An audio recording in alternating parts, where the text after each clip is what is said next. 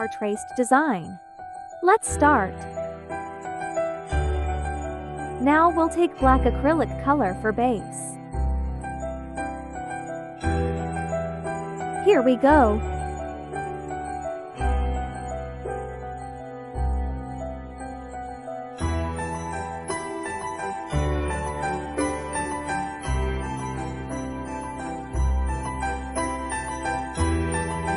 These colors will be used for leaves.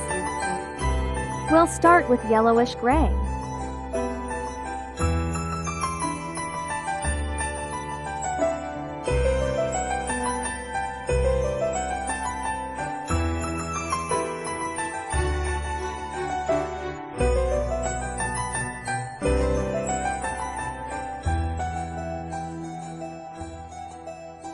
We'll use all colors one by one.